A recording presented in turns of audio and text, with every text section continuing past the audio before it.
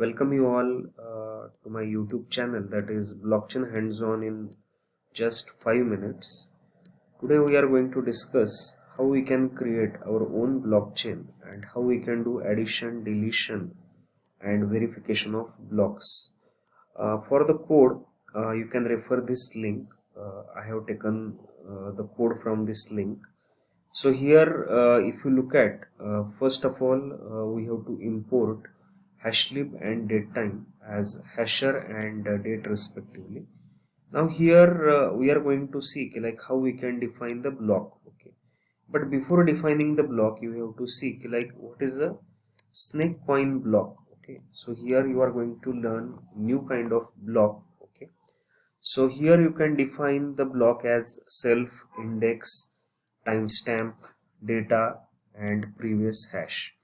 So self.index is equal to index, self.timestamp is equal to timestamp, self.data is equal to data, self.previous hash is equal to previous hash, self.hash is equal to self.hash block function. Here you have to define self, and here you are returning self.index, self.timestamp, self.data, self.previous hash. And if you look at here for the hash block, okay, we are going to consider SHA equal to hasher.sha256, SHA.update, you are going to consider self, and you are going to consider ASCII encode on the same, and you are going to return SHA.hex digest.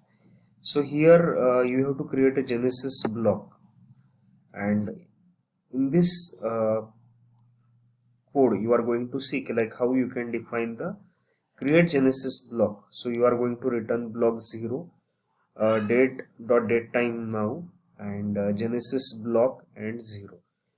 Now you can also create the blockchain and you can add the blocks onto it, but first of all you have to seek like you have to add the Genesis block. So blockchain is equal to create Genesis block function, previous block is equal to blockchain 0, and then you can call the blockchain. So you will be getting the output as out3.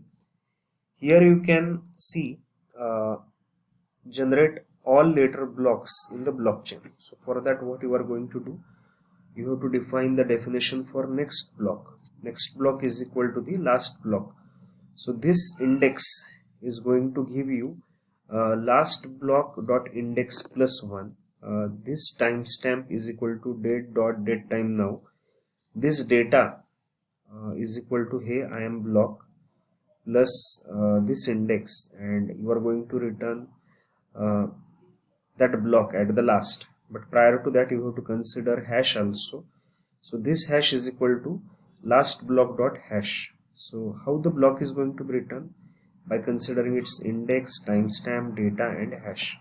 Suppose you want to add 20 blocks, so you can write number of blocks to add is equal to 20, and you can make use of for loop that is starting from 0 and number of blocks to add, and these blocks are going to get appended in the blockchain, and here you are going to put the line that is previous block is equal to block to add, and you are going to print block hash has been added to the blockchain dot format and block to add dot index, and you are going to print hash that is format, and therein you are going to consider the parameter block to add dot hash. So you will be observing 20 blocks and their hash.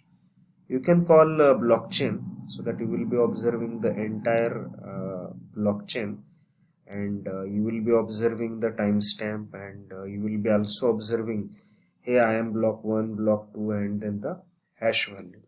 So here you can see like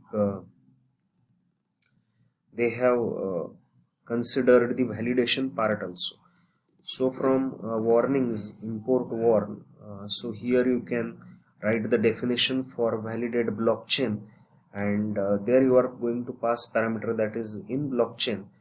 So for current position in the range I comma length in blockchain, so previous position is equal to current position minus 1, and if in blockchain previous position dot hash block is equal to in blockchain current position dot previous hash, so you are going to print the message that is block is valid at that particular current position, else you are going to warn that block is invalid, and therein you are going to consider the current position and you are going to represent